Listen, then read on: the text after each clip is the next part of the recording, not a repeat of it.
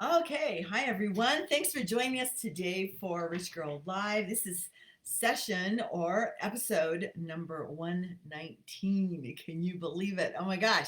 Just starting out with this a couple of years ago. This was just a thought that I had because I felt like I really had so much more that I wanted to share, especially after retiring from a 40-year career. And I thank you for all of your coming on with me and just listening and commenting. And your comments are super important because you have an opinion. And I know that whether it's the same as mine or differs from mine or adds to what's going on in this conversation, it's always important to share. So thank you. Thank you so much. Really, thank you. Okay, so we're going to talk about doing it yourself. And I am Suzanne Brothers Farley, and I host this Rich Girl. And thank you for coming on again, and thanks for sharing it with your friends. This is a private Facebook session, so as always, you will need to be uh, requesting entrance in. I guess that's really how that works. Okay, so let's get started. Contrary to popular belief, there is no such thing as a self-made man or woman.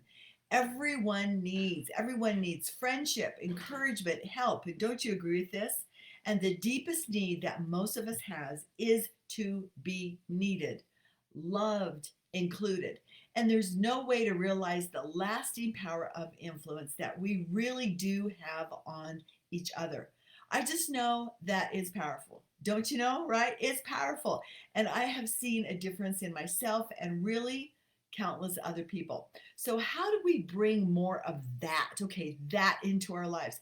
How do we start thinking to free up our thoughts that life and all of our tasks that we need to do and have accomplished needs to be only done by us.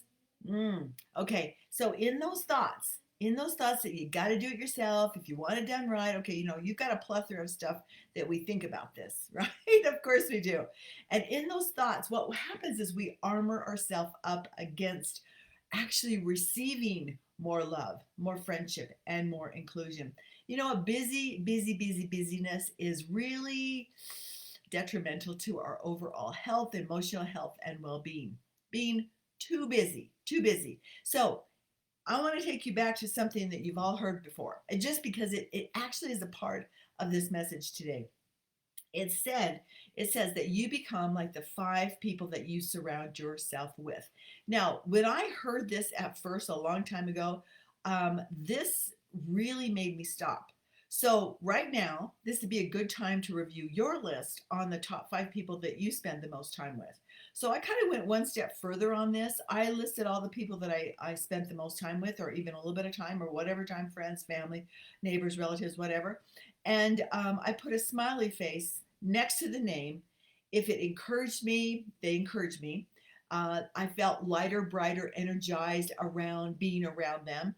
The second group was a straight face. Those are the ones who were like sometimes negative, sometimes positive, kind of didn't never really know. They maybe a little bit of both. Okay, you guys, you know who that is. That's like most of our families. And then a frowny face on people that were just really a struggle in the relationship.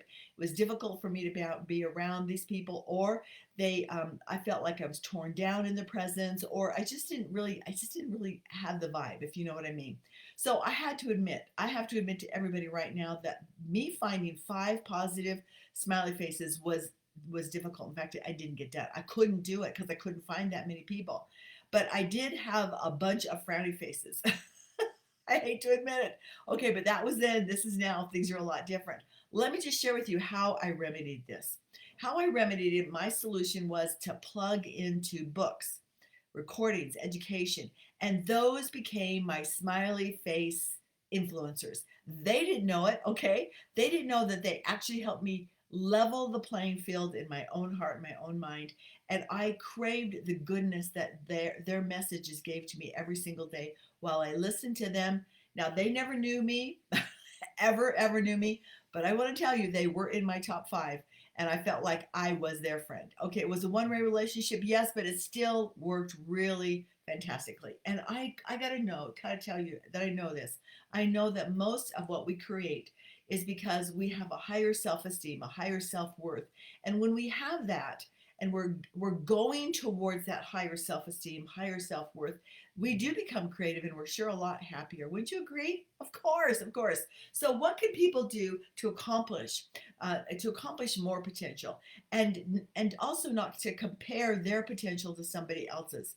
Well, I want to just tell you that doing things with people tend to bring more contentment, more love, because Lone Rangers are rarely happy people. Rarely.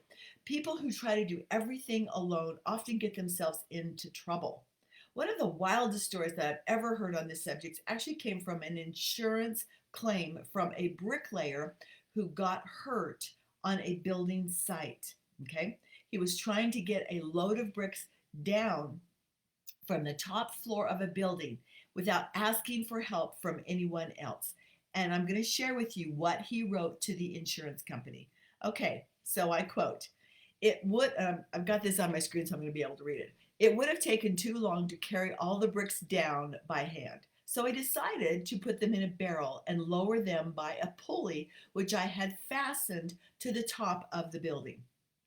After tying the rope securely at ground level, I then went up to the top of the building. I fastened the rope around the barrel loaded with the bricks, and I swung the rope over the sidewalk for a descent.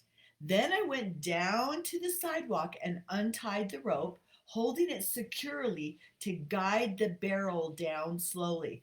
But since I weighed only 140 pounds and the 500-pound load jerked me from the ground so fast that I didn't have time to think of letting go of the rope. As I passed between the second and the third floors, I met the barrel coming down. This accounts for the bruises and the lacerations on my upper body. I held tightly to the rope until I reached the top, where my hand got jammed in the pulley. This accounts for my broken thumb. At the same time, the barrel hit the sidewalk with such a loud bang that the bottom fell out. And with the weight of the bricks gone, the barrel weighed only 40 pounds. Thus, my 140-pound body began a swift descent, and I met the empty barrel coming up. This accounts for my broken ankle. I continued the descent and landed on the pile of bricks. This accounts for my sprained back and broken collarbone. At this point, I lost all presence of mind completely, and I let go of the rope, and the empty barrel came crashing down on me. This accounts for my head injuries. And as for the last question on your insurance form, what would I do differently if the same situation arose? Please be advised, I am finished trying to do the job all by myself. Okay, everybody needs someone to come alongside and help. If you understand that and if you're willing to give to others and help them and maintain the right motives in their life and yours, boy, things can really change. Many of you on the Rich Girl series, you are do-it-yourselfers. I know I certainly was, and building my business came in between the very short times that I could just free myself up. So after the kids were dressed, after fed, after the toys were picked up or the activities were laid out for the day, after I had showered myself, got dressed, put my hair, got my makeup on, dinner figured out, the house picked up, the never-ending laundry that needed to be washed, folded, put away, the dog is barking, the phone is ringing, the baby's crying. Okay, you guys get what I mean. Never ending. Why would I not get help? I figured it was my job to do it all. That's what I figured. It is not written. I didn't write a contract. I didn't sign a contract that you must, Suzanne, you must do it all. However, that was really my expectation of myself, that I could handle it all. When I could not keep up with it and run a business, my thoughts turned self-talk that was not empowering, that was not improving my daily will to continue. So what did I feel? Yeah, I felt defeated most of the time. And the day that I got help I want to tell you that it was liberating, but it wasn't. When I got help, it was like I just was gritting my teeth because my own personal who I was tied up into all of my activities, my action, my contribution to my home and my family. That's who I was. So I wasn't really liberated when I first got help. No, I was still in that personal prison of I had to do it all. And actually, I was just a control freak. That's really what it was. But boy, at that time, I couldn't see it. So my own anxiety was still very present, and my personal identity was certainly challenged.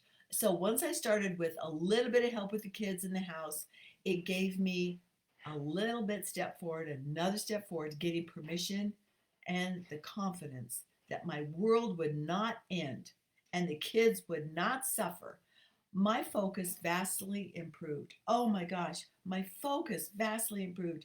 And what's possible?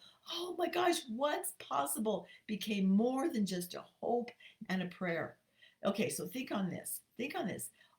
You are giving worthy work for someone else who needs it.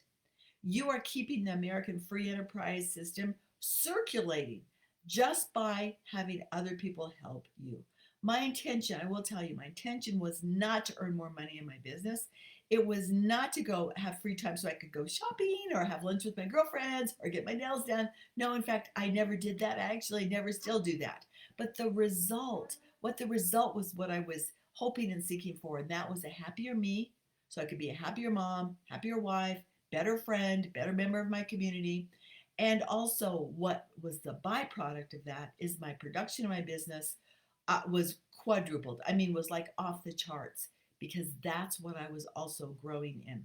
So, best of all, the joy came. And I knew that was possible. I knew it was possible, and it did come. So, here it is. Where could you get more help in your life? Whose life could you bless by getting them involved in your life, your mission? What's happening, right? How could somebody else's life be blessed as well? It's really a dual thing.